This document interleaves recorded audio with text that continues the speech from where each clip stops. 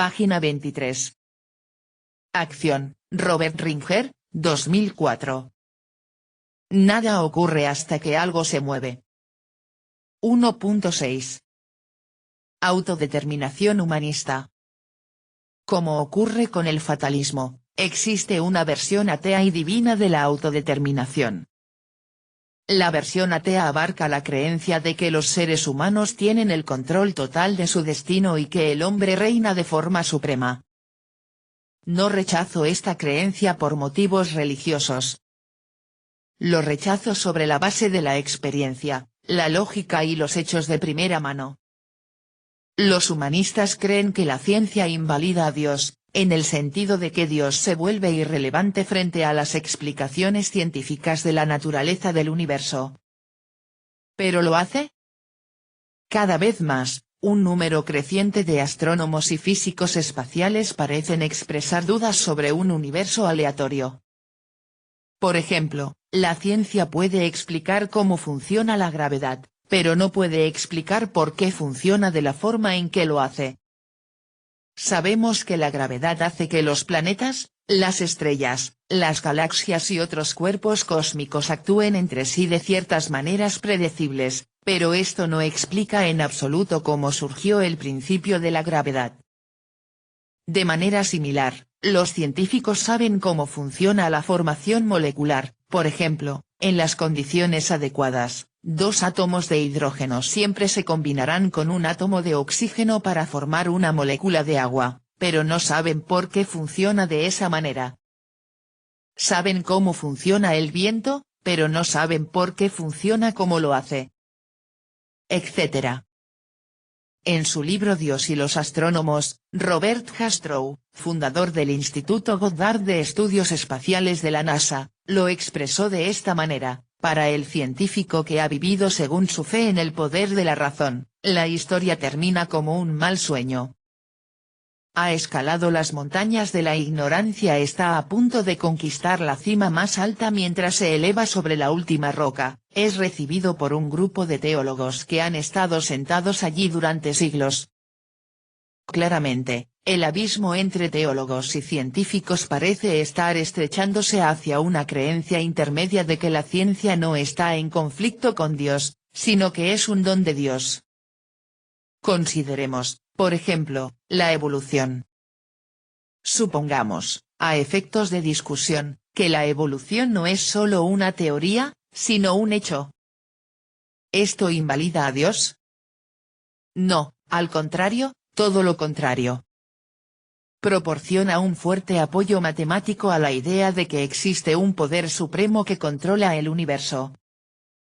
Como señala Guy Murchie en su libro Los 7 misterios de la vida, un argumento intelectual y de larga data a favor de un universo aleatorio en el que un aparente milagro como la evolución podría tener lugar por sí solo es que, con el tiempo suficiente, cualquier cosa, incluida la evolución, de seres humanos a partir de materia inanimada, es posible.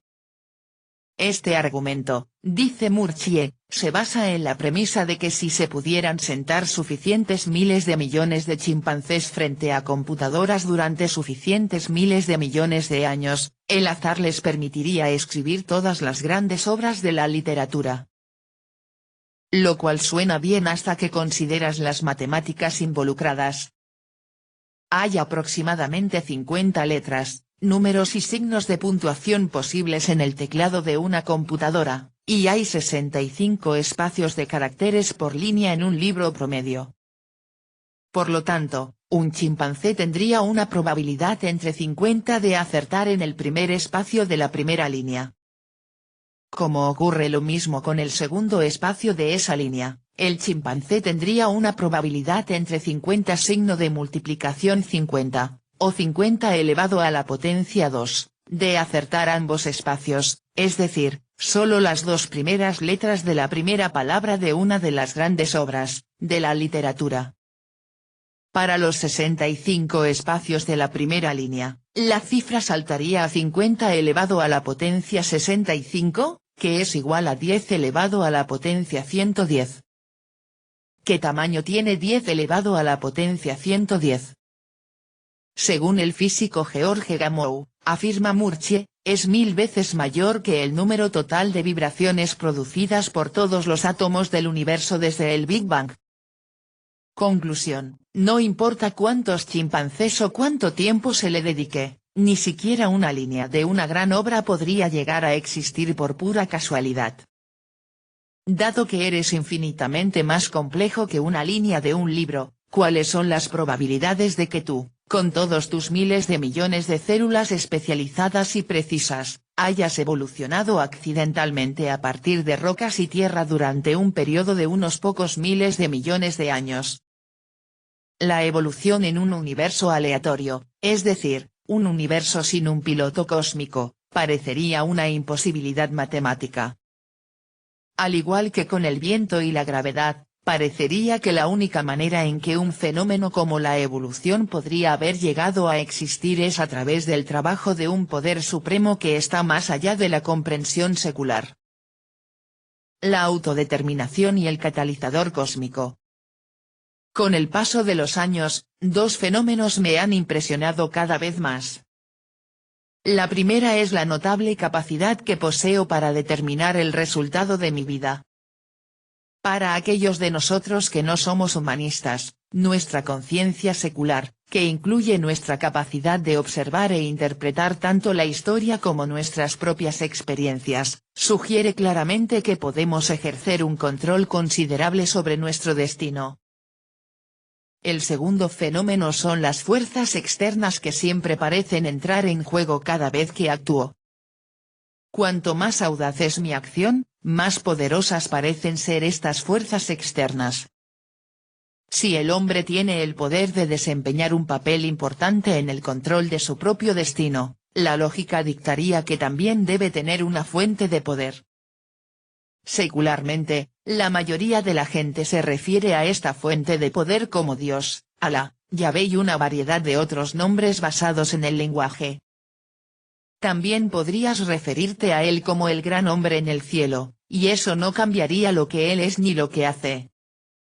Como no tengo una explicación secular para esta fuente de energía, elijo referirme a ella como el catalizador cósmico. Esta es simplemente otra manera basada en el lenguaje de describir lo que percibo como su relación con la acción humana. Aunque creo que el catalizador cósmico es también el diseñador cósmico y el piloto cósmico, es decir, por razones que no comprendemos del todo, él interviene, en el nivel secular del día a día lo veo como el catalizador que precipita los resultados de nuestra vida. Comportamiento. Desde este punto de vista, el catalizador cósmico diseña y luego permanece trabajando en los controles. Se trata entonces de una combinación de predestinación y autodeterminación. El catalizador cósmico predetermina algunos o la mayoría de los eventos, pero no todos. Y como el hombre posee libre albedrío, puede tomar decisiones que alteren aquellos acontecimientos que no están totalmente controlados por el catalizador cósmico. Los religiosos se refieren a esta capacidad del hombre como libre albedrío, y el debate sobre este concepto seguramente continuará hasta que la humanidad deje de existir. Es uno de los mayores misterios de la vida, pero su existencia, al menos desde un punto de vista secular, parece evidente. La pregunta que la posición intermedia de autodeterminación y predestinación, o intervención divina, deja eternamente sin respuesta es, si el diseñador piloto cósmico predetermina algunos eventos e interviene en otros, ¿qué eventos le quedan al hombre para alterar? Es esta pregunta sin respuesta la que hace que parezca una contradicción cuando una persona positiva y autosuficiente hace una afirmación como, si tiene que ser así, tiene que ser. Para los propósitos de este libro, el tema del fatalismo versus la autodeterminación constituye mucho más que una simple discusión intelectual interesante. Llega al núcleo mismo de la justificación para tomar medidas. Si crea que solo algunas cosas están predeterminadas, le sugiero que no pierda mucho tiempo preocupándose por qué cosas son inevitables y cuáles están bajo su control.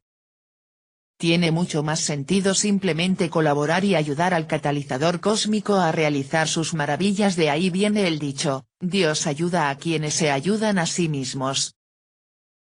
En términos simples, Dios ayuda a quienes se ayudan a sí mismos significa que Dios ayuda a quienes actúan. Este es un fenómeno predecible, dado que siempre estáis conectados al catalizador cósmico. La razón por la que no tienes que aprovechar sus poderes infinitos es que estás permanentemente conectado a él desde el momento en que naces. Y como el catalizador cósmico tiene poder y conocimiento infinitos, puede brindarte una solución a cada problema, real o imaginario, que encuentres. Sin duda estás familiarizado con la pequeña parábola de las huellas en la arena en la que un hombre le dice a Dios, en un sueño, no entiendo por qué, cuando más te necesitaba, me dejaste. Es simplemente una forma poética de expresar que Dios siempre está listo para ayudar. La única incógnita es si vas a tomar medidas o no. La gran mayoría de las veces, si haces tu parte, el catalizador cósmico saldrá adelante. Página 26.